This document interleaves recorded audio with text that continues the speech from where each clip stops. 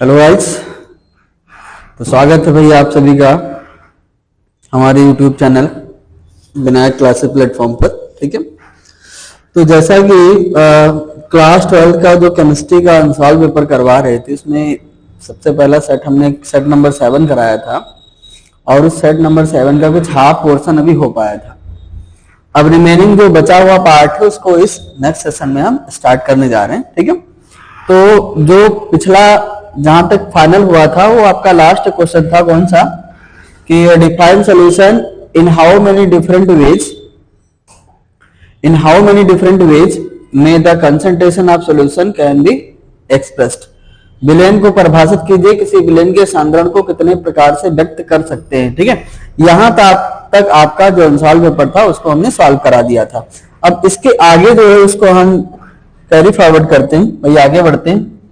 अगला क्वेश्चन कह रहा है कि किसी वैद्युत अपघट्ट के विलेन, वैद्युत ये कुछ इस तरीके से टाइप होगा भाई, वैद्युत अपघट्ट के विलेन की चालकता व मोलर चालकता की परिभाषा दीजिए। ठीक है, define the conductance and molar conductance of a solution in any electrolyte, discuss their variation with concentration.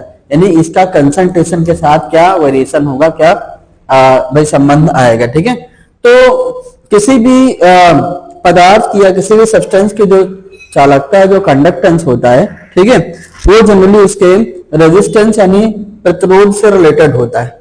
और किसी पदार्थ की जो चालकता होती, ठीक है, चालकता का मतलब कंडक्टेंस, ठीक है, ये इनवर्सली प्रोपोर्शनल होती है उसके रेजिस्टेंस यानी प्रतिरोध के। ठीक है, यानी किसी पदार्थ की चालकता उसके प्रतिरोध के क्या होती, व्युत्क्रमानुपाती होती, इनवर्सली प्रोपोर्शनल होती। यानी इसका मतलब है किसी चालक पदार्थ के लिए, किसी कंडक्टर सब्सटेंस के लिए अगर आप रेजिस्टेंस को क्या करोगे, बढ़ाओगे, तो उसकी जो चालकता, उसकी जो कंडक्टिविटी होगी वो क्या होगी भाई, डिक्रीज होगी। क्या होगी, डिक्रीज होगी। और अगर आप रेजिस्टेंस को घटाओगे तो उसकी जो कंडक्टिविटी होगी, यानी हम कह सकते हैं चालकता या उसका जो कंडक्टेंस होगा वो इंक्रीज करेगा। ठीक है, क्योंकि ये दोनों एक दूसरे के क्या है, इनवर्स हैं, अपोजिट हैं। ठीक है, अब किसी पदार्थ की जो चालकता होती है वो ऑलवेज या तो मॉल्टन स्टेट में मॉल्टन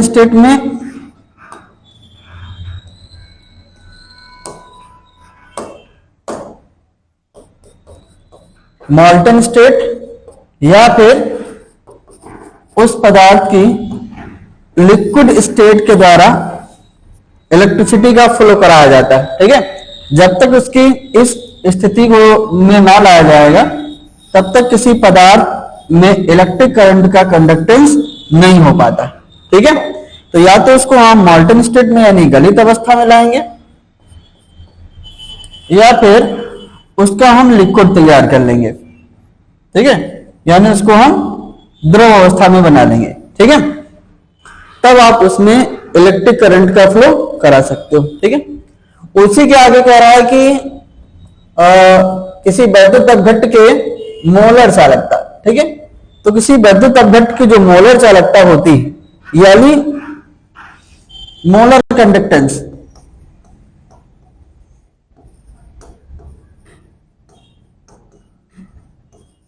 कंडक्टेंस, यानी कि मोलर चालकता, तो मोलर चालकता होती क्या है, उस पदार्थ की मोलर चालकता के लिए एक रिलेशन होता है, ये होता है 1000 इंटू कप्पा अपान सी। ठीक है, कप्पा क्या होता है, कप्पा आपके पदार्थ की चालकता होती है भाई, चालकता, या इसको हम क्या कहेंगे, कंडक्टेंस बोलेंगे। और सी जो होता है ये उस विलेन की सांद्रता होती, विलेन की सांद्रता यानी कंसंट्रेशन ऑफ सॉल्यूशन। ठीक है, और लेमडा एम, जो हम मोलर कंडक्टिविटी को किससे रिप्रेजेंट करते हैं भाई, लेमडा एम से। तो लेमडा एम जो है ये कहलाता है आपका मोलर चालकता। मोलर चालकता यानी मोलर कंडक्टेंस।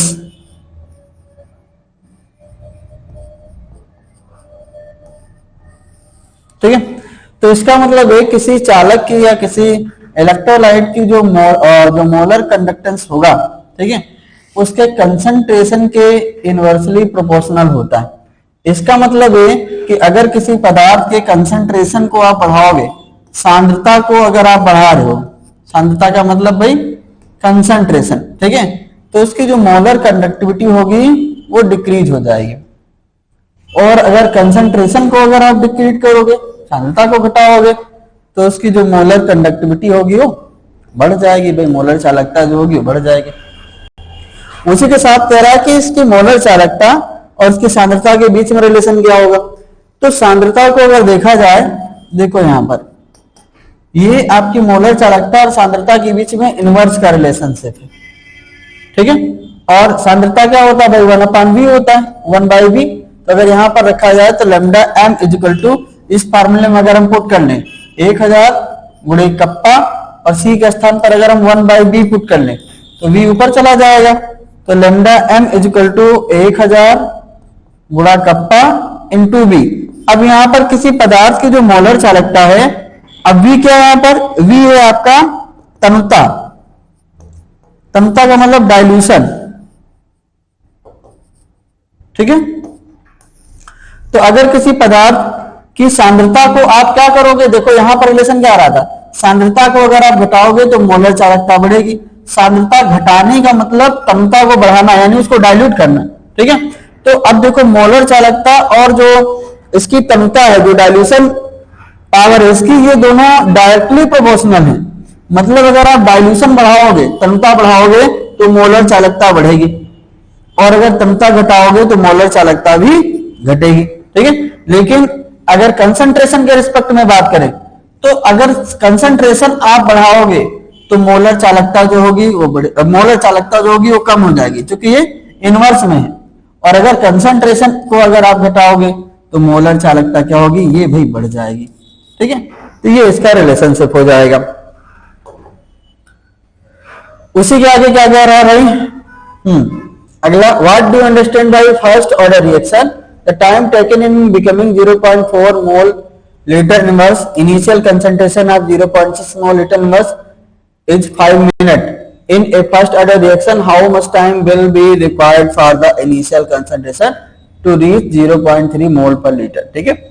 एक प्रथम कोट की अपक्रिया से आप क्या समझते हैं, एक प्रथम कोट की अपक्रिया के लिए प्रारंभिक सांद्रता 0.6 मोल पर लीटर इनवर्स से 0.04 ये एक बार पॉइंट होगा 0.04, यहां पर वैल्यू दिया गया 0.3, तो ये आपका 0.04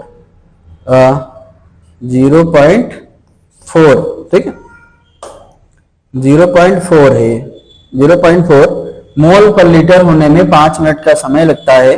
तो प्रारंभिक सांद्रता को 0.3 मोल पर लीटर होने में कितना समय लगेगा। तो सबसे पहले हम बात कर लेते हैं किसकी, प्रथम कोट अपक्रिया की, ठीक है। तो प्रथम कोट अपक्रिया देखो होती क्या, प्रथम कोट की अपक्रिया से अगर देखा जाए तो आपको पता है कि प्रथम कोट की अपक्रिया, अभिक्रिया यानी first order reaction, first order reaction, ठीक है। तो फर्स्ट ऑर्डर रिएक्शन जनरली होती क्या है, ऐसी रिएक्शन जिसमें अभिक्रिया की रेट, ठीक है, आपके रिएक्टेंट के कंसंट्रेशन के 1 पावर के डायरेक्टली प्रोपोर्शनल होती, ठीक है। अपक्रिया ऐसी अपक्रिया जिनमें अपक्रिया की दर अभिकारक की सांद्रता के प्रथम घात के समानुपाती होती हैं, उन्हें क्या बोलते हैं, प्रथम कोट की अपक्रिया या फिर फर्स्ट ऑर्डर रिएक्शन कहते हैं। जैसे मान लो कोई आपकी रिएक्शन है, ए से प्रोडक्ट बन रहा है, ठीक है। तो अगर इसे हमें रेट निकालनी है इसकी, तो आपको पता है कि किसी भी अपक्रिया की रेट का मतलब दर, ठीक है, ये समानुपाती होती है अभिकारक की सांद्रता के, यानी रिएक्टेंट के कंसंट्रेशन के। तो अभिकारक या रिएक्टेंट कौन है, ए, तो ये हमने ले लिया अभिकारक, और इसके कंसंट्रेशन को हम बड़े ब्रैकेट से रिप्रेजेंट करेंगे, अब अगर फर्स्ट ऑर्डर रिएक्शन है तो अभिकारक क्या कंसंट्रेशन की पावर कितनी होनी चाहिए भाई, 1 होनी चाहिए। तो ये आपकी फर्स्ट ऑर्डर रिएक्शन होगी। किसी भी संख्या के ऊपर अगर पावर उसकी 1 है तो उसके वैल्यू के ऊपर कोई इफेक्ट नहीं पड़ता है। तो इसको हम लिख सकते हैं रेट, आपने पढ़ा होगा रेट इक्वल टू क्या होता है, dx अपॉन dt। और इस सिंबल को अगर आप हटाओगे तो कांस्टेंट आ जाएगा के, और इसकी पावर 1 है तो इसके ऊपर कोई इफेक्ट नहीं पड़ेगा। तो ये जो आपकी इक्वेशन बनकर तैयार हो गई इसे कहते हैं रेट इक्वेशन, ठीक है, यानी दर समीकरण। अभिक्रिया की ये क्या कहलाएगी, आपकी दर समीकरण कहलाएगी, ठीक है। तो फर्स्ट ऑर्डर रिएक्शन आपकी ऐसी रिएक्शन होती है जिनमें अभिक्रिया की जो रेट होती है, रिएक्शन की जो रेट होती है उसमें रिएक्टेंट के कंसंट्रेशन के पावर 1 के डायरेक्टली प्रोपोर्शनल होती है। ये आपकी फर्स्ट ऑर्डर रिएक्शन होती है, ठीक है। अब इसी में देखो भाई क्वेश्चन आगे कह रहा है, क्वेश्चन कह रहा है कि भाई एक प्रथम कोट की अभिक्रिया के लिए प्रारंभिक सांद्रता 0.6 मोल से 0.4 मोल होने में 5 मिनट का समय लगता है। यानी पहले इनिशियल कंसंट्रेशन 0.6 था, फिर 0.4 हो गया 0.6, यानी इनिशियल कंसंट्रेशन आपका A था 0.6 था, और फिर A माइनस एक्स क्या हो गया 0.4 हो गया, और इतने परिवर्तन में समय आपको 5 मिनट लगता है। मैं टैली कर लेते हैं 0.6 और 0.4। हाँ क्या कह रहा है, प्रथम कोट की अभिक्रिया के लिए प्रारंभिक सांद्रता 0.6 से, ठीक है, 0.4 होने समय 5 मिनट लगता है। तो कह रहा है कि प्रारंभिक सांद्रता को 0.3 होने में कितना समय लगेगा, ठीक है। तो चलो भाई टाइम आपको क्या करना है, टाइम निकालना है इसके लिए, इस वैल्यू के लिए, इस वैल्यू के लिए। तो आपको पता है कि फर्स्ट ऑर्डर रिएक्शन के अगर इस क्वेश्चन को आपको सॉल्व करना है, ठीक है, क्वेश्चन को सॉल्व करना है तो कुछ आप फर्स्ट ऑर्डर रिएक्शन से रिलेटेड जो आपका एक इक्वेशन आती है, डेरिवेटेड इक्वेशन आती है, वो k इक्वल टू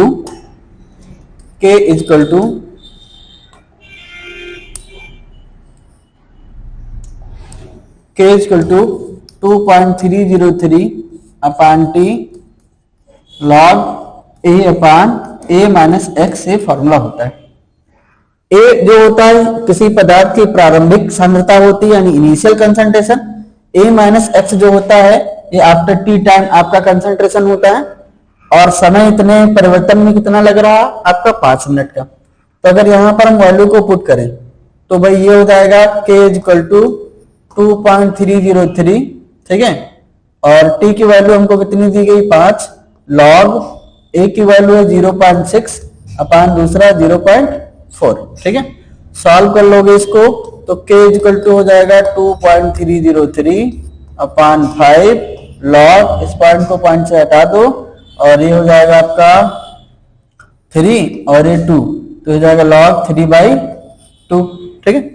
अब log 3/2 को अगर आपको सॉल्व करना है तो इसको log को हम इधर सॉल्व कर लेते हैं, log 3/2, ठीक है। इसको हम लिख सकते हैं क्या, log 3 माइनस log 2। यहां पर एक प्रॉपर्टी अप्लाई होगी, कौन सी, log m/n इक्वल टू होता है log m minus log n, ठीक है, ये लॉगरिथम की प्रॉपर्टी होती। तो यहां पर अगर हम इसको अप्लाई करेंगे तो अगर log 3 को आप वेरी करना चाहो, log 3 को अगर आप बदलो तो क्या लिख सकते हो आप, log 3 को, log 3 को लिख सकते हो आप 6/2, इसको लिख सकते हो आप log 3 को, या तो आपको log 3 की वैल्यू पता होनी चाहिए या फिर आप इसको सॉल्व करोगे। तो इसको हम लिख सकते हैं log 6/2 log 3 को, और फिर ये हो जाएगा log 6 या फिर log 4 माइनस या 4 प्लस 2 करोगे, log 4 प्लस 2 तो 6 हो जाएगा भाई। तो log 3 की वैल्यू अगर इसको हम कर लेंगे 6/2 तो 3 आ जाएगा, और 6 की वैल्यू के लिए फिर हमको वही करना पड़ जाएगा। तो और log 2 की वैल्यू तो भाई 0.3010 होती है, ठीक है। log 3 की वैल्यू को जरा टैली कर लेते हैं। log 3 की वैल्यू हम ले लेते हैं, कितनी होती है आपकी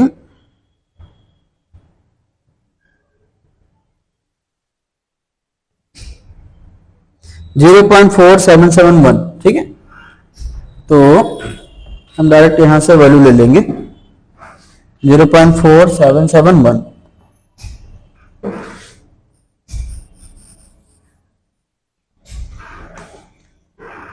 0.4771 माइनस log 2 0.3010। सॉल्व कर लो इसको तो 0.4771 और 0.3010 तो 1 6 और 7 ये 1। ठीक है, कितना आ जाएगा आपका 1 6 ये 7 और ये 1। ठीक है, 0.1761। तो भाई ये होगा k equal to 2.303 upon 5 into 0.1761। ठीक है, अब देखो उसी के आगे क्या कह रहा है, कह रहा है कि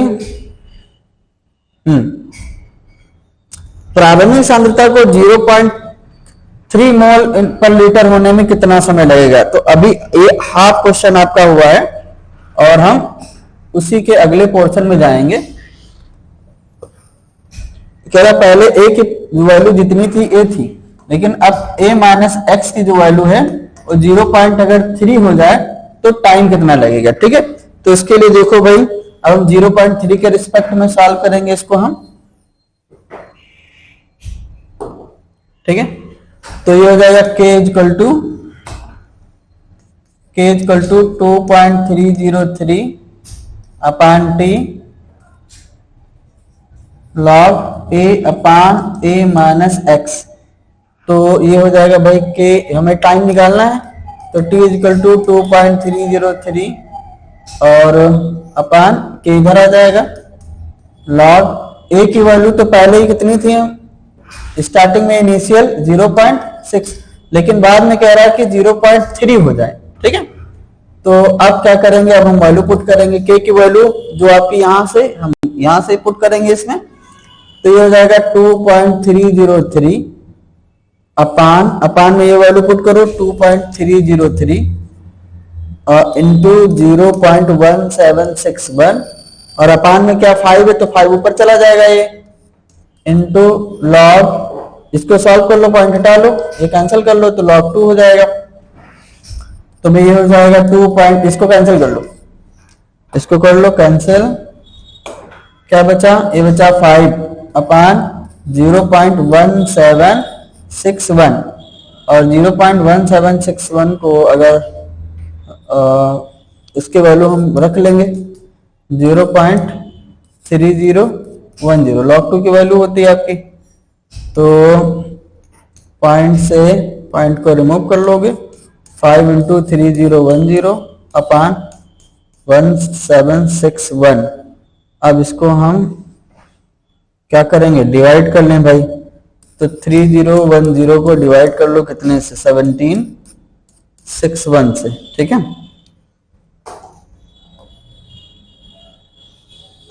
1761 से हमें इसको डिवाइड करना है। 1 टाइम जाएगा, ये हो जाएगा 9, इधर हुआ 0 यानी कि 4, इधर हुआ 9 यानी कि 2, इधर हुआ 2 यानी कि 1। ठीक है, अब क्या करोगे, पॉइंट लगा लो भाई, एक 0 बढ़ा लो, तो कितनी टाइम जाएगा,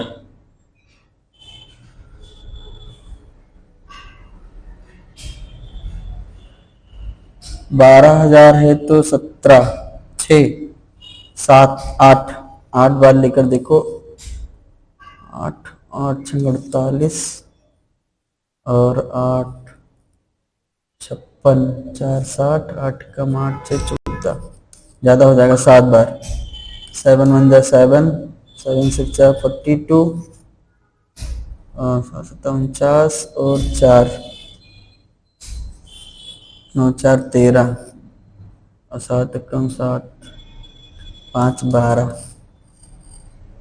हाँ तो समथिंग 7 टाइम। ठीक है, तो ये हो जाएगा आपका 5 इंटू 1.7 मल्टीप्लाई कर लो, 35, तो 5 कम 5, 5 3 8, 8.5। टाइम जो है आपका कितना लग जाएगा, 8.5 मिनट लग जाएगा आपका समय। ठीक है, तो अगर कंसंट्रेशन आपका 0.6 से 0.4 हो रहा था तो टाइम 5 मिनट लग रहा था, लेकिन अगर 0.6 से 0.3 कंसंट्रेशन हो रहा है तो उसके लिए टाइम जो आपका होगा वो अबाउट 8.5 मिनट आपका लगेगा। ठीक है, अब इसके आगे भाई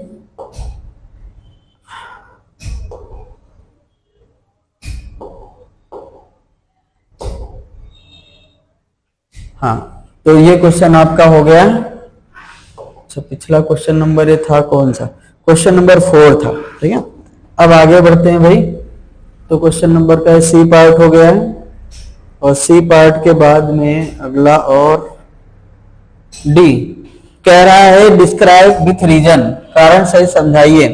Fe double plus is a reducing agent while Mn double plus is an oxidising agent. ठीक है, तो रिड्यूसिंग यानी एजेंट और ऑक्सीडाइजिंग एजेंट आपको पहले पता होना चाहिए भाई। अगर मान लो कोई आपका एलिमेंट या एटम आपका है और A अगर A प्लस में कन्वर्ट होता है, A प्लस में कन्वर्ट होने का मतलब इसने एक इलेक्ट्रॉन का लॉस किया, और जिस प्रोसेस में इलेक्ट्रॉन का लॉस होता है वो प्रोसेस कहलाती है ऑक्सीडेशन।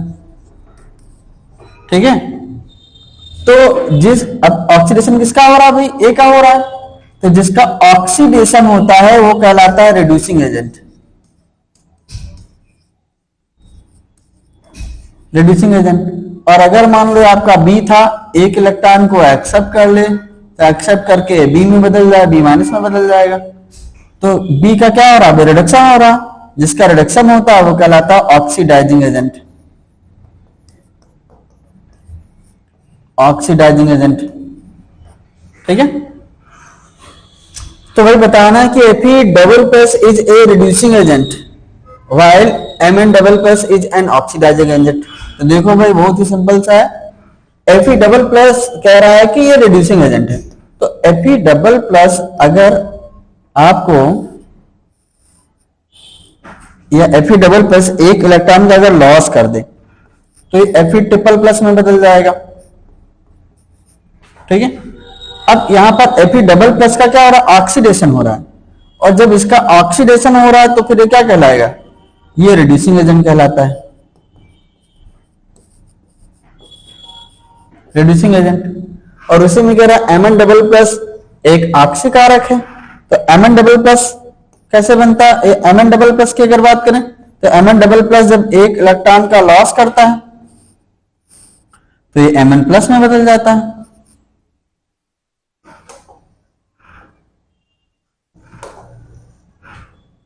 Mn प्लस में बदल जाएगा। ठीक है, तो इसमें कह रहा है कि Mn डबल प्लस एक ऑक्सीकारक है, तो भाई ऑक्सीकारक क्या है, यहां पर इसका क्या हो रहा है, रिडक्शन हो रहा है, अपचयन हो रहा है, और जब अपचयन हो रहा है तो ये क्या कहलाएगा, ये भाई हो जाएगा ऑक्सीडाइजिंग एजेंट। ऑक्सीडाइजिंग एजेंट मतलब कि ऑक्सीकारक। और ये क्या हो जाएगा आपका, अच्छा है। ठीक है, उसी के आगे अगला क्वेश्चन दे रहा है कि भाई b number, scandium is a transition element but zinc is not. ठीक है, स्कैंडियम जो आपका है ये एक संक्रमण तत्व है, किंतु जिंक आपका संक्रमण तत्व नहीं है। तो देखो भाई, अगर स्कैंडियम की बात करें तो स्कैंडियम का परमाणु क्रमांक जो एटॉमिक नंबर होता है 21 होता है। इसका अगर आप इलेक्ट्रॉनिक कॉन्फ़िगरेशन करोगे तो 1s2 2s2 2p6 3s2 3p6 3d 4s2 and 3d1। इसका मतलब है इसके 3d ऑर्बिटल में सिर्फ एक ही इलेक्ट्रॉन आ रहा है और पूरा का पूरा d ऑर्बिटल कंप्लीटली खाली है। ठीक है, एक इलेक्ट्रॉन को छोड़कर पूरा का पूरा खाली। और जबकि अगर स्कैंडियम की बात, जिंक की बात करें तो जिंक का एटॉमिक नंबर कितना होता है भाई, 30 होता है, और इसका आउटर मोस्ट इलेक्ट्रॉनिक कन्फिगरेशन करोगे तो 3d10 और 4s2 हो जाएगा। इसका मतलब इसके सारे जो ऑर्बिटल हैं क्या है, फुलफिल्ड हैं, इसलिए ये ट्रांजिशन एलिमेंट के जैसे बिहेव नहीं कर पाता है, संक्रमण तत्व के जैसे वर्क नहीं कर पाता है। ठीक है, उसके बाद में आ जाता है भाई 5 नंबर, copper does not dissolve in HCl, why. कह रहा है जो कॉपर आपका है ये HCl में डिजॉल्व नहीं हो पाता है। भाई क्यों नहीं हो पाता है, ये इसका रीजन पूछ रहा है। ठीक है, तो देखो ये आपका रिएक्टिविटी टेबल यानी इलेक्ट्रोकेमिकल सीरीज आपने पढ़ा होगा, वैद्युत रासायनिक श्रेणी। कॉपर जो है वो आपका HCl में नहीं घुलता है। ठीक है, तो अगर देखा जाए, ठीक है, अगर देखा जाए तो कॉपर जो आपका है ये रिएक्टिविटी टेबल में हाइड्रोजन के नीचे, ठीक है, हाइड्रोजन के नीचे जो आपकी वैद्युत रासायनिक श्रेणी है, वैद्युत रासायनिक श्रेणी, रासायनिक श्रेणी या ऐसे कहते हैं इलेक्ट्रोकेमिकल सीरीज, इलेक्ट्रोकेमिकल सीरीज। तो इलेक्ट्रोकेमिकल सीरीज में एक रिएक्टिविटी ऑर्डर के फॉर्म में एलिमेंट्स को क्या किया गया, पुट किया गया, तो उसमें हाइड्रोजन के नीचे कॉपर को रखा गया है। इसका मतलब है कि जो कॉपर आपका है ये हाइड्रोजन से कम रिएक्टिव है, और कम रिएक्टिव होने कारण ये HCl के सॉल्यूशन से हाइड्रोजन को वहां से रिप्लेस नहीं कर पाता है, इसलिए आपका जो कॉपर है, ठीक है, आपका जो कॉपर है तो HCl सॉल्यूशन में डिजॉल्व नहीं हो पाता है। ठीक है, ये इसका बेसिक रीजन हो जाएगा। उसके बाद में कह रहा है can you keep copper sulphate solution in a vessel of zinc, explain with reason. क्या आप जिंक के पात्र में कॉपर सल्फेट का विलयन रख सकते हैं, कारण सहित स्पष्ट कीजिए। इसका मतलब है कि भाई अगर मान लो क्या है, can you copper sulphate solution in a vessel of zinc, मान लो कोई जिंक का आपका कोई पात्र बना हुआ है, ठीक है, जिंक का आपका कोई वेसल, और इसमें हमको क्या भरना है, इसमें फिल करना है हमको कॉपर सल्फेट, ठीक है, कॉपर सल्फेट भरना है। ठीक है, तो अब देखो अगर हम जिंक और कॉपर की बात करें, ठीक है,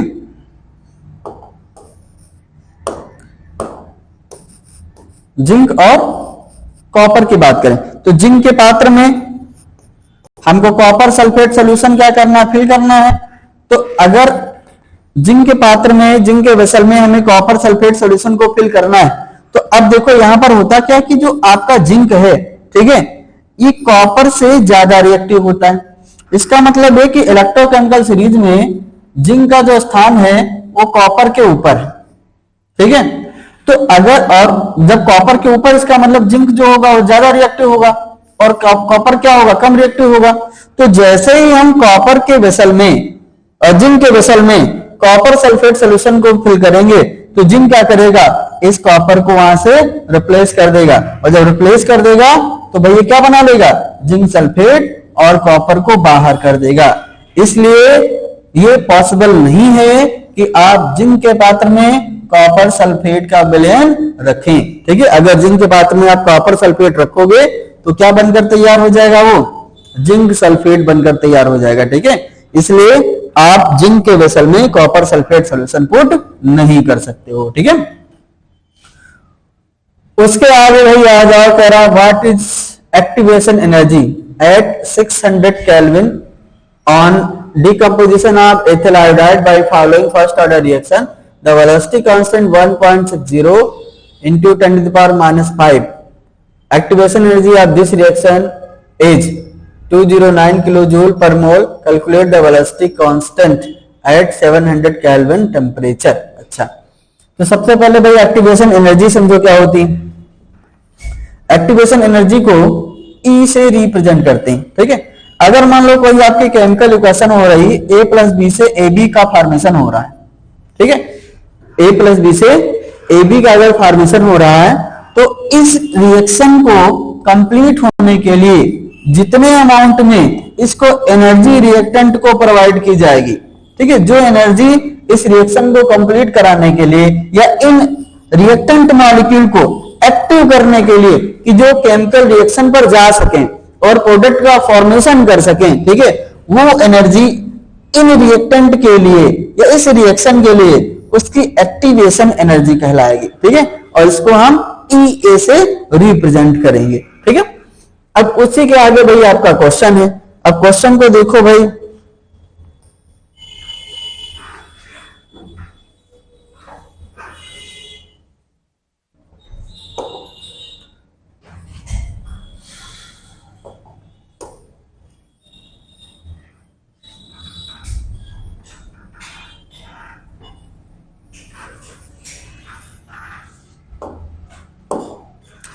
क्वेश्चन एट 600 केल्विन, ये टेम्परेचर आपका है दिया गया T1 600, decomposition of the ethyl iodide by following first order reaction, the velocity constant यानी K1 1.60 into 10 to the power -5, activation energy of this reaction यानी EA, ये दिया गया आपका 209 किलो जूल।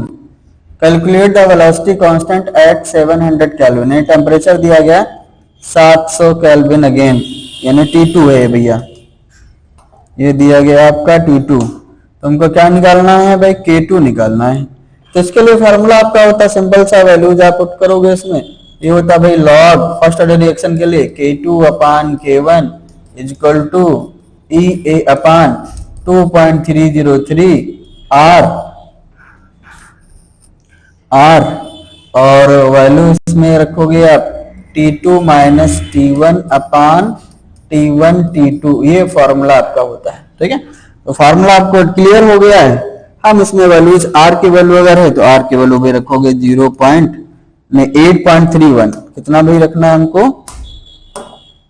8.31 R की वैल्यू हम इसमें पुट कर लेंगे। तो log K2 की वैल्यू क्या है, कहाँ गया भाई log K2 तो फाइंड करना है, तो ये हो जाएगा log K2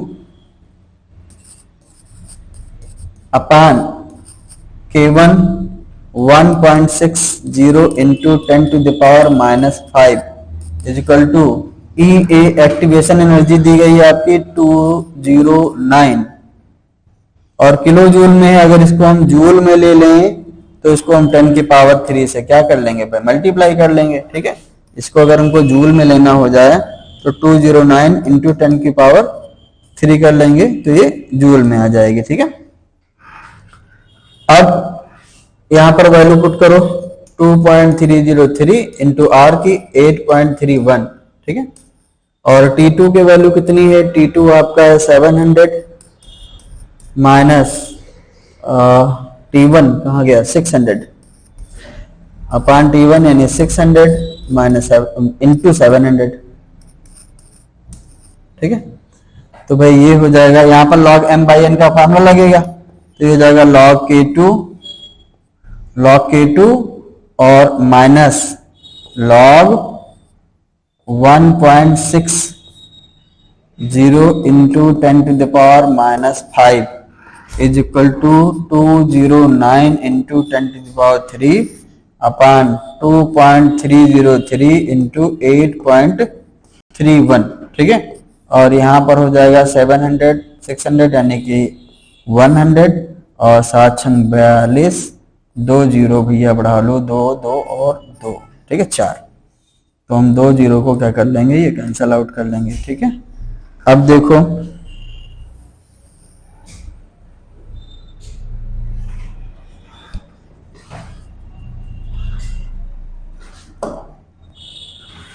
हम क्या करेंगे फाइनली, अब और थोड़ा आगे बढ़ो तो हो जाएगा log K2 minus log 1.60 into 10 to the power -5 और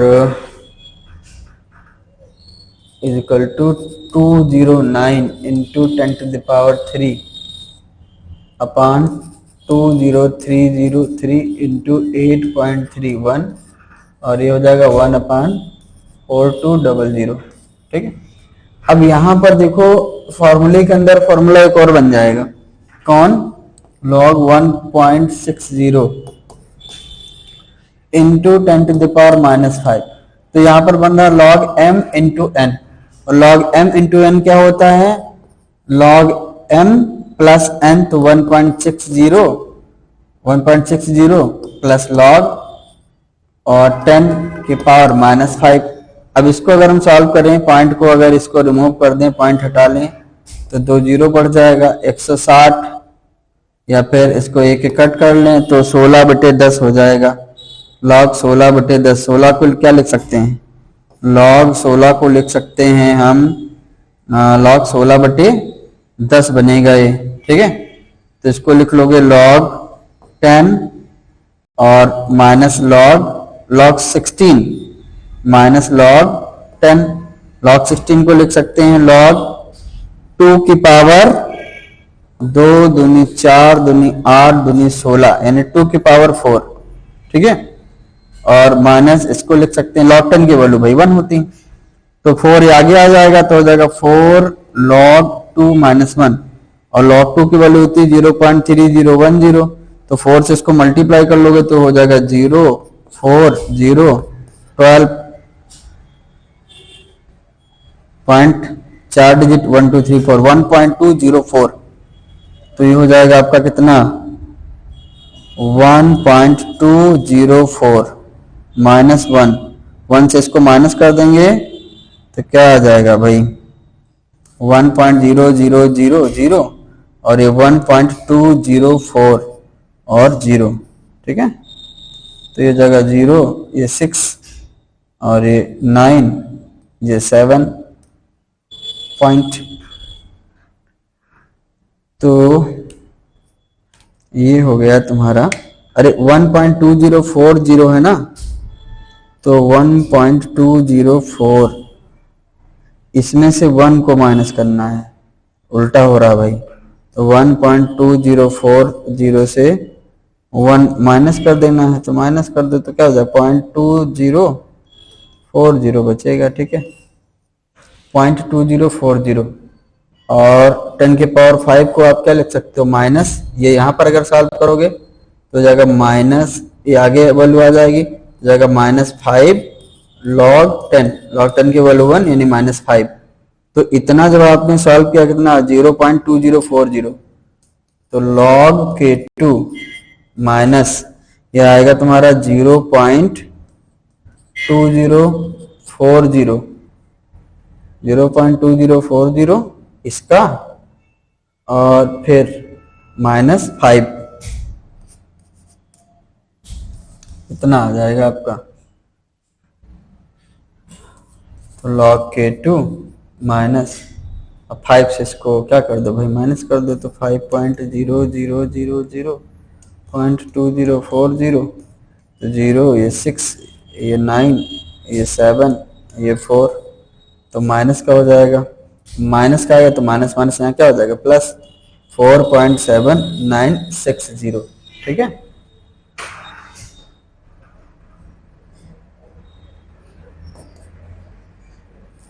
to 209 into 10⁻³ upon 2.303 into 8.31 into 4200, ठीक है। अब आपको करना क्या भाई, इसको इधर भेज देना और log K2 की फाइनली वैल्यू निकाल लेना है, ठीक है। log K2 की फाइनल जो वैल्यू आएगी वही K2 की वैल्यू हो जाएगी, या फिर हम कह सकते हैं log K2 का फिर फाइनली हम क्या ले लेंगे एंटी लॉग ले लेंगे, और एंटी लॉग लेकर के उसको सॉल्व कर लेंगे, ठीक है। तो आगे कैलकुलेशन है, आप थोड़ा इसको आगे बढ़ा लीजिएगा। अब इसके बाद में क्या है भाई, क्वेश्चन नंबर अगला सी का पहला कह रहा सोल्यूशन ऑफ NiH2 का whole 6 double plus is green, यानी क्वेश्चन में आपको दिया गया है कि NiH2O का होल 6 डबल प्लस कैसा है भाई, ये है ग्रीन कलर का, और NiCN का होल 4 डबल माइनस एक ऐसा है, ये कलरलेस है कह रहा, ठीक है। ये है रंगहीन और ये है भाई हरा कलर का, ऐसा क्यों। तो अगर हम NiH2 का होल 6 की बात करें तो यहां पर निकेल का जो एटॉमिक नंबर होता है कितना होता है भाई, निकेल 28, इलेक्ट्रॉनिक कन्फिगरेशन करो 1s2 2s2 2p6 3s2 3p6 3d 4s2 2 2 4 6 4 10 2 12 6 18 2 20 8 28 यानी 3d8,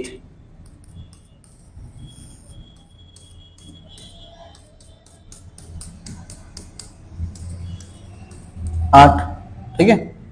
तो 3d8 8 इलेक्ट्रॉन। अब इसमें देखो अगर निकल कितने फॉर्म में, इसकी निकल की अगर यहाँ पर ऑक्सीकरण अवस्था देखी जाए तो अगर लिखेंगे ये तो 0 हो जाएगा भाई, तो ये निकल की ऑक्सीडेशन स्टेट डबल प्लस में आ जाएगी। तो निकल अगर Ni डबल प्लस में हो जाए तो 26, तो ये क्या हो जाएगा, ये हो जाएगा 3d8 और 4s0, ठीक है। तो 3d8 में आपके 2 इलेक्ट्रॉन है, ये कैसे हैं, अनपेयर्ड है, अयुग्मित इलेक्ट्रॉन। अब देखो ये जो इलेक्ट्रॉन है ये युग्मन नहीं करेंगे, कपलिंग नहीं करेंगे। क्यों नहीं करेंगे, क्योंकि यहाँ पर निकल के साथ लगा हुआ जो लिगैंड है वाटर है, वाटर बहुत ही वीक लिगैंड होता है और वीक लिगैंड होने के कारण ये कपलिंग नहीं करेगा। तो इसमें देखो आपको अयुग्मित इलेक्ट्रॉन मिल रहे हैं,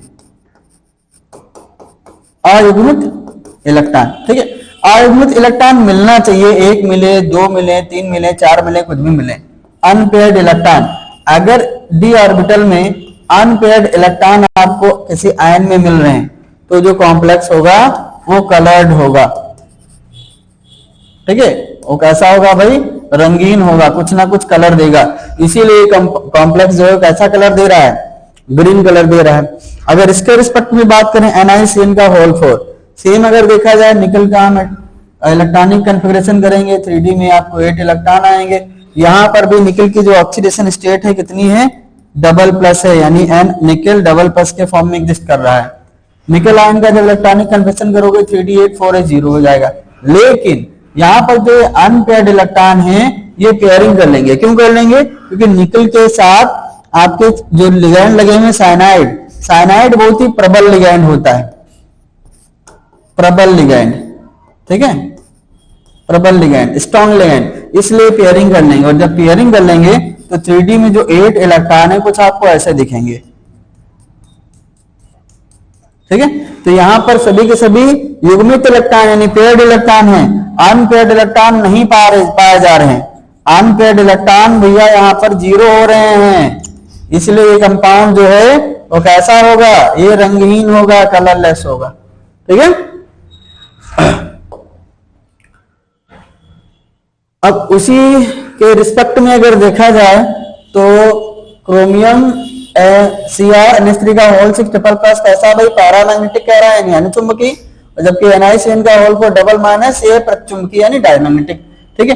तो ये भी डिपेंड करता है किसके ऊपर, अनपेयर्ड इलेक्ट्रॉन के ऊपर। बेसिक कॉन्सेप्ट इसका समझो, अनपेयर्ड इलेक्ट्रॉन, अगर अनपेयर्ड का मतलब अयुग्मित इलेक्ट्रॉन, अगर किसी कॉम्प्लेक्स के आयन में अयुग्मित इलेक्ट्रॉन उपस्थित है तो फिर वो होगा रंगीन, मतलब वो कलर्ड शो करेगा, कुछ ना कुछ कलर्ड होगा। और उसके साथ साथ वो होगा भैया अनुचुंबकी, अनुचुंबकी मतलब पैरामैग्नेटिक। और अगर किसी कॉम्प्लेक्स के पास पेयर्ड इलेक्ट्रॉन है, इसका मतलब ये अनपेयर्ड इलेक्ट्रॉन 0 होना चाहिए। तो अगर पेयर्ड इलेक्ट्रॉन है या इसको हम कह सकते हैं युग्मित इलेक्ट्रॉन, युग्मित इलेक्ट्रॉन, तो वो कॉम्प्लेक्स कैसा होगा भाई, वो होगा कलरलेस यानी रंगहीन। और अगर रंगहीन है तो वो प्रतिचुंबकीय भी होगा, प्रतिचुंबकीय मतलब डायमैग्नेटिक,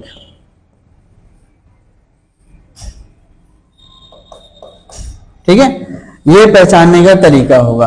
तो अगर देखा जाए करा Cr का होल 6 अनुचुंबकीय, तो यहां पर जो क्रोमियम है, क्रोमियम का एटॉमिक नंबर कितना होता है 24। एटॉमिक इलेक्ट्रॉनिक कन्वर्शन करोगे तो 1s2 2s2 2p6 3s2 3p6 3d and 4s। Chromium है भाई, एक्सेप्शन होता है, इसमें 1 इलेक्ट्रॉन होगा, 2 2 4 6 4 10 2 12 6 18 1 19 और 3d 5 4s1, ठीक है।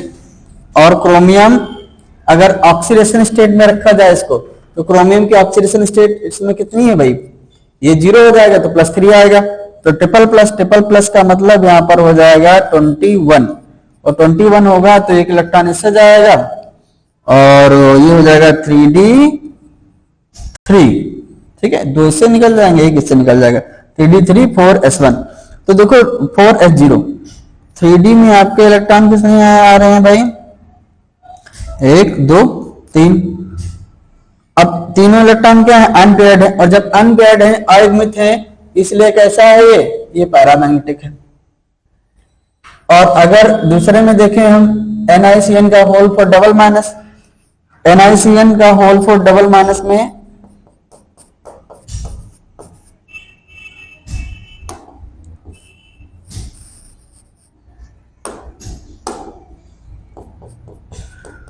NiCN का होल फॉर डबल माइनस, यहां पर निकल का एटॉमिक नंबर कितना होता है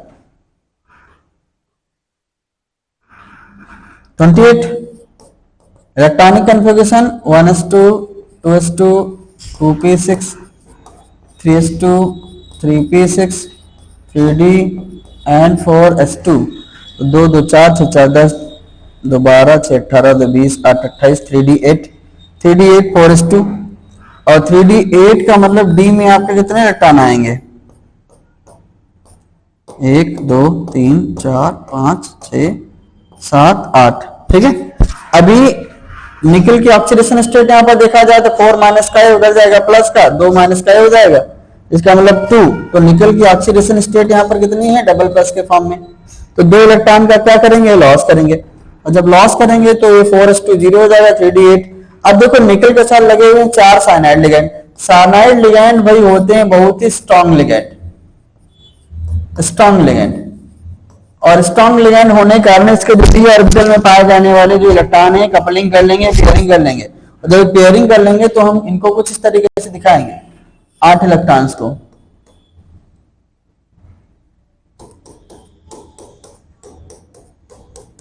ठीक है। जब पेयरिंग कर लेंगे तो देखो यहाँ पर अनपेयर्ड इलेक्ट्रॉन क्या हो जाएंगे 0, यानी सारे के सारे पेयर्ड इलेक्ट्रॉन है, और जब 0 हो जाएंगे तो कॉम्प्लेक्स ऐसा हो जाएगा, ये भाई हो जाएगा पश्चुंबकी यानी कि डायमैग्नेटिक, ठीक है। उसी के आगे भाई अगला क्वेश्चन,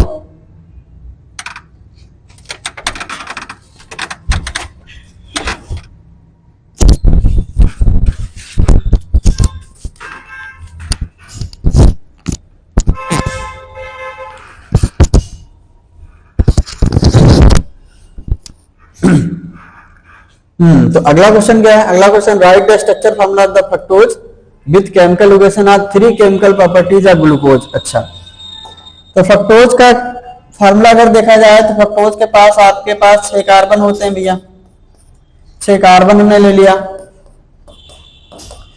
एक इसमें सेकंड कार्बन पर कार्बोनिल समूह होता है, कार्बोनिल समूह लगा दिया, ठीक है। बाकी इसके पास 5 OH ग्रुप होते हैं, हमने OH ग्रुप लगा दिया। अब जो बचा इसको हाइड्रोजन के साथ इसको फिल कर दो, ये हमने हाइड्रोजन के साथ फिल कर दिया इसको, ठीक है। ये हो गया भैया फ्रक्टोज, ठीक है। अब उसी में कह रहा है कि ग्लूकोज की आपको 3 रिएक्शन देनी, तो ग्लूकोज का जनरल फार्मूला CHO CHOH का होल 4 CH2OH, ये ग्लूकोज होता है, ठीक है। तो ग्लूकोज को अगर आप सबसे पहले ब्रोमीन वाटर के साथ अगर ऑक्सीडेशन करा दो, ठीक है, ब्रोमीन वाटर के साथ, तो ये ऑक्सीडेशन हो जाएगा, ऑक्सीडेशन यानी ऑक्सीकरण हो जाएगा, तो बनाएगा COOH CHOH CH2OH, ये क्या बन गया, ये बन गया ग्लूकोनिक एसिड, ठीक है। ये पहली क्वेश्चन हो गई आपकी।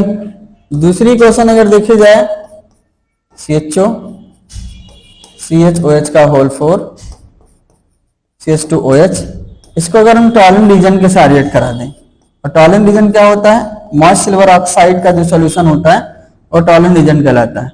टॉलिन रीजन का यहाँ पर रिडक्शन हो जाएगा, ठीक है। जब रिडक्शन हो जाएगा तो ग्लूकोज को ये लेकिन ऑक्सीकृत कर देगा, ऑक्सीडाइज कर देगा, तो बनाएगा CHOS का होल 4 CH2OH, ठीक है। अगेन यहाँ पर ग्लूकोनिक एसिड का निर्माण किया है, ग्लूकोनिक एसिड, और इसके साथ साथ इधर क्या रिमूव होगा, इधर भैया होगा बाहर सिल्वर, ये कहलाता है सिल्वर मिरर, सिल्वर मिरर, इसको कहते हैं रजत दर्पण। और एक ऐसा ये ब्लैक पीपीटी देता है, ब्लैक पीपीटी यानी कि काला अवक्षेप, काला अवक्षेप देता है। ठीक है, तीसरी रिएक्शन देख लेते हैं हम भाई।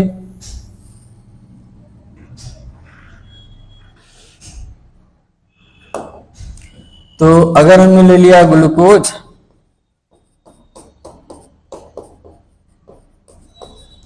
और इसको हम हाइड्रोक्सिल एमीन के साथ रिएक्ट करा दो, हाइड्रोक्सिल एमीन होता है NH2OH। तो ये जो कार्बोनिल ऑक्सीजन होगा इसके हाइड्रोजन के साथ वाटर बना लेता है और ये जो ग्रुप बचा है उसी के साथ जुड़ेगा जाकर के, बनेगा CH double bond NOH CHOH का होल 4 एंड CH2OH। ये बना लिया भैया ग्लूकोज ऑक्सिन। ठीक है, क्या बन गया? Glucose auxin. तो अब उसके आगे क्या कह रहा है? कह रहा फ्रक्टोज की संरचना हो गई, ग्लूकोज के 3 रासायनिक समीकरण ये भी हो गए। अब आगे 6 का क्वेश्चन नंबर 6 का ए कह रहा व्हाट हैपन व्हेन, क्या होता है जब केवल रासायनिक समीकरण देना है। क्या? Ethyl bromide react with sodium ethoxide. Ethyl bromide को सोडियम एथॉक्साइड के साथ आपको रिएक्शन करा देनी है। एथिल ब्रोमाइड को सोडियम एथॉक्साइड से क्रिया कराते हैं, एथिल ब्रोमाइड। तो ये हो जाएगा आपका पहला। एथिल ब्रोमाइड होता है आपका C2H5Br। ठीक है, और इसको सोडियम एथॉक्साइड से कराना है। सोडियम एथॉक्साइड होता है भाई C2H5ONA। ठीक है, देखो ये एक नेम रिएक्शन का कॉन्सेप्ट आपका आ रहा है। नेम रिएक्शन में ये एथिल ब्रोमाइड RX के जैसे वर्क कर रहा है और ये आपका RONA।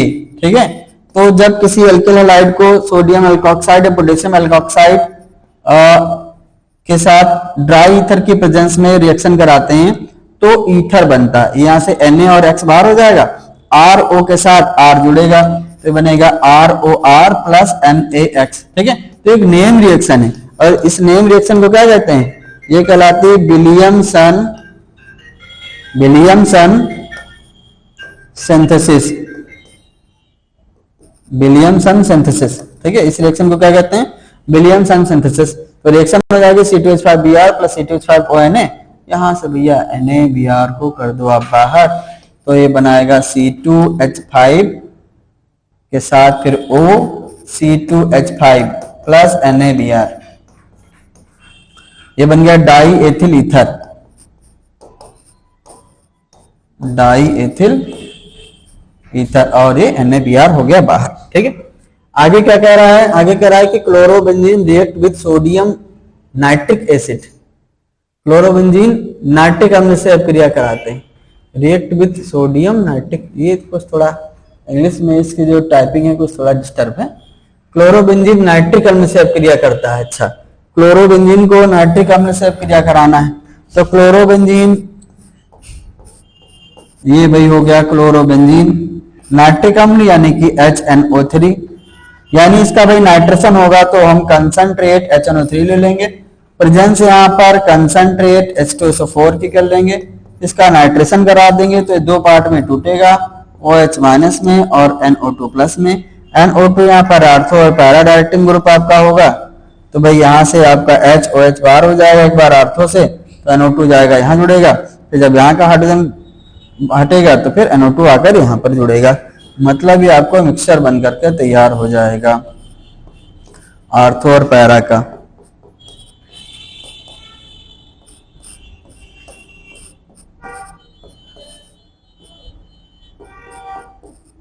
ठीक है, ये आर्थो नाइट्रो क्लोरोबेंजीन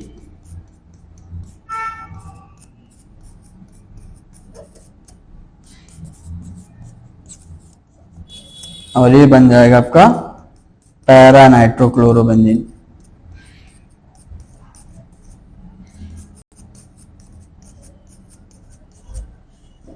ठीक है,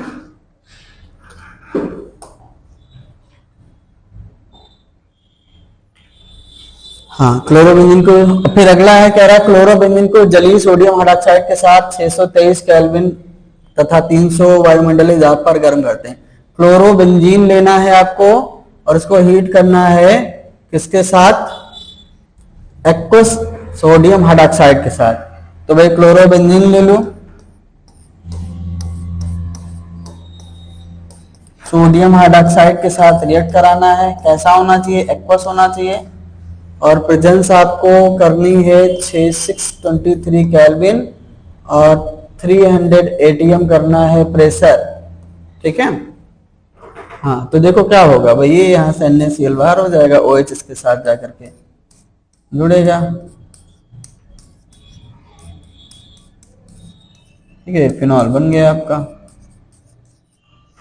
इसके बाद में कह रहा है कि अगला क्लोरोबेंजीन सल्फ्यूरिक अम्ल से अब क्रिया कराते हैं, क्लोरोबेंजीन को सल्फ्यूरिक अम्ल से। तो ये भैया क्लोरोबेंजीन आपका हो गया, सल्फ्यूरिक अम्ल होता है आपका H2SO4। ठीक है। अब सल्फ्यूरिक अम्ल से अब क्रिया करा रहे हो मतलब इसका सल्फोनेशन होगा, OH- और SO3H+ में टूटेगा। ठीक है। आर्थो पैरा डायरेक्टिंग ग्रुप ये होता है, एक बार हाइड्रोजन यहां से और एक बार यहां से रिप्लेस होगा, सल्फोनिक ग्रुप जाकर के उसी पोजीशन पर जुड़ेगा जहां से आपका हाइड्रोजन बाहर जाएगा।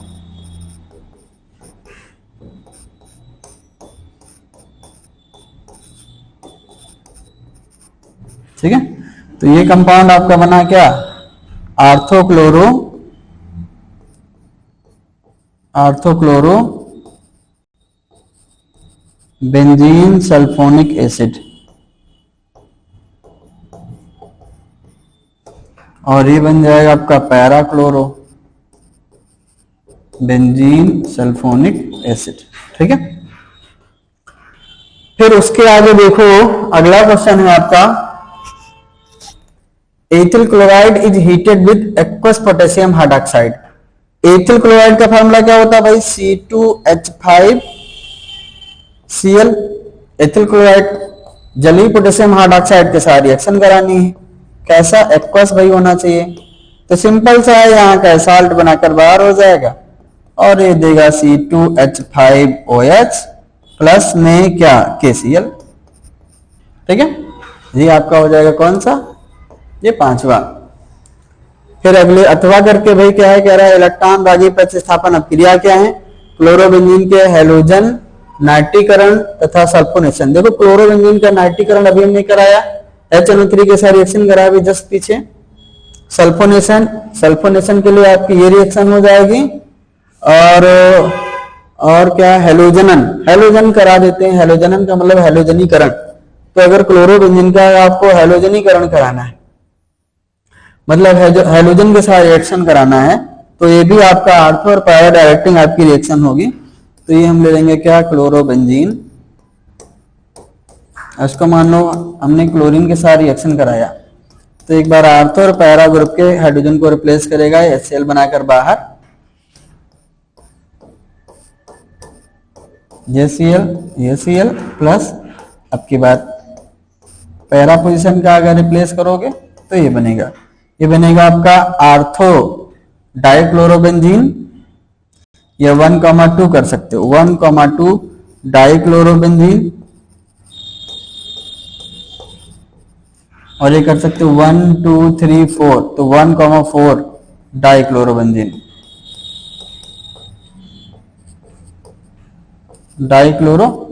ठीक है।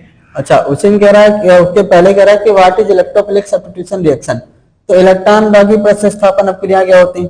इलेक्ट्रॉन रागी का मतलब होता है, पहले तो ये समझो कि भाई इलेक्ट्रॉन रागी होता क्या है। इलेक्ट्रॉन रागी या इलेक्ट्रोफाइल। तो इलेक्ट्रोफाइल दो वर्ड से मिलकर बना हुआ, एक होता भाई इलेक्ट्रो और दूसरा आपका फाइल। इलेक्ट्रो का मतलब इलेक्ट्रॉन और फाइल का मतलब होता है लवर। इसका मतलब है कि जो इलेक्ट्रॉन्स को अपनी तरफ खींचे। इसका मतलब हम ये कह सकते हैं कि इलेक्ट्रोफाइल आपकी ऐसी स्पीशीज होती हैं जो इलेक्ट्रॉन की डेंसिटी होती है, जिनमें इनमें भी इलेक्ट्रॉन डेंसिटी की क्या होती है? यानी इलेक्ट्रॉन्स डिफिशियंसी होती है। डिफिशियंसी इनमें इलेक्ट्रॉनों की क्या होती है? कमी होती है। भाई हमको दे दीजिए। इलेक्ट्रॉनों की क्या होती है? कमी होती है। अच्छा, हेलो, चलो अच्छा, इलेक्ट्रॉनों क्या होती है? डिफिशियंसी होती है। ठीक है। इसलिए वो क्या करते हैं, इलेक्ट्रॉनों को अपनी तरफ खींचते हैं। ठीक है, अब देखो होता क्या है कि सबसे पहले इलेक्ट्रोफिलिक सब्स्टिट्यूशन रिएक्शन आपके इलेक्ट्रोफाइल उसी कॉम्प्लेक्स पर जाकर के या ग्रुप पर जाकर के अटैक करते हैं या उस पोजीशन पर जाकर के अटैक करते हैं जहां पर इलेक्ट्रॉनों की अधिकता होती। तो बेंजीन की रिंग में अगर देखा जाए तो बेंजीन की रिंग में आर्थो और पैरा पोजीशन पर जो आपका इलेक्ट्रॉन डेंसिटी होता है बहुत ज्यादा होता है। ठीक है, अब आर्थो और पैरा कैसे पहचानोगे, तो अगर मान लो बेंजीन की रिंग है तो बेंजीन की रिंग से ये अगर मान लो कोई ग्रुप लगा हुआ है, ठीक है, तो इस ग्रुप के नियरर आपका आर्थो होता है और ये मेटा होता है और ये क्या होता है भाई, पैरा होता है। ठीक है, तो इस आर्थो पोजीशन पर और पैरा पोजीशन पर क्या होता है, इलेक्ट्रॉन की अधिकता बहुत ज्यादा होती है। इसलिए जो आपके इलेक्ट्रोफाइल होते हैं ये इलेक्ट्रोफाइल या तो इसके आर्थो पर या तो इसके पैरा पोजीशन पर अटैक करेंगे और कंपाउंड का फॉर्मेशन करेंगे। ठीक है,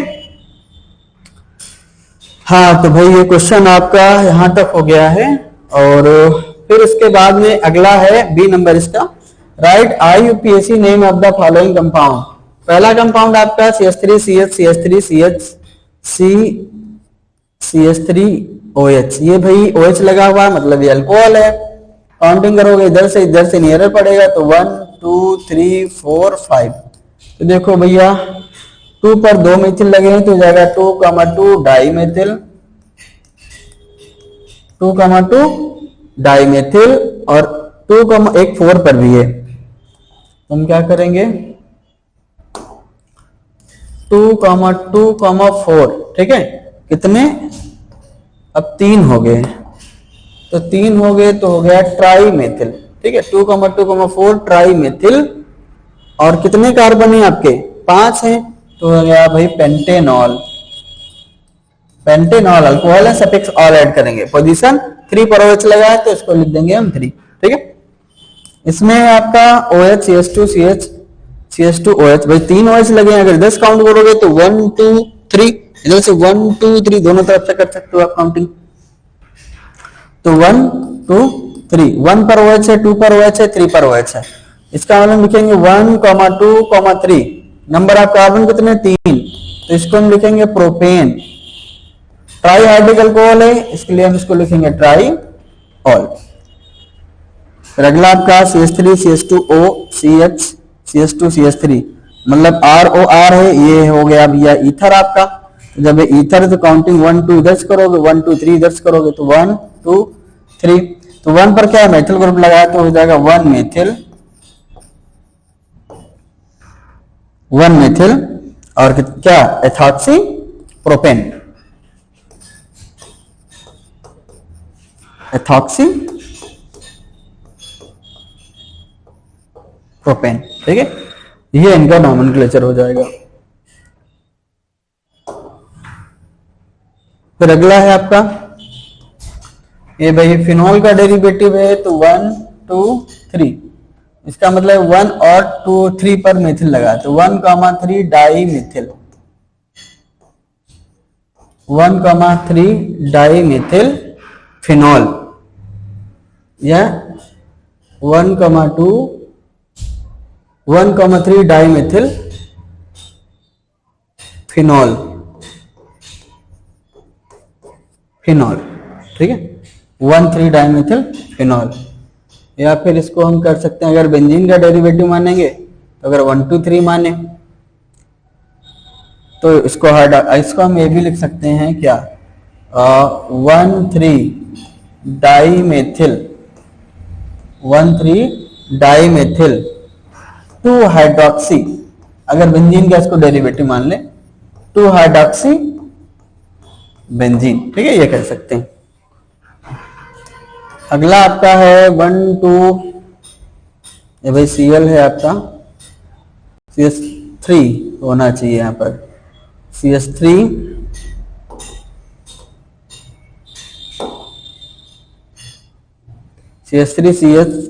CH2OH अल्कोहल है, काउंटिंग कर लो इधर से 1 2 3 4 5। 2 पर मेथिल, 3 पर मेथिल, 4 पर क्लोरो, तो जगह 2,3 डाईमेथिल 4 क्लोरो कितने कार्बन 5 पेंटेनॉल। पेंटानॉल और पोजीशन 1। ठीक है, तो आज के लिए वो इतना रखते हैं। बाकी रिमेनिंग जो आपका इसमें भी पोर्शन बचा हुआ है उसको हम नेक्स्ट सेशन में स्टार्ट फिर से लेकर के आएंगे अपने थर्ड वीडियो लेक्चर में। ठीक है, तब तक के लिए ओके, थैंक यू, बाय।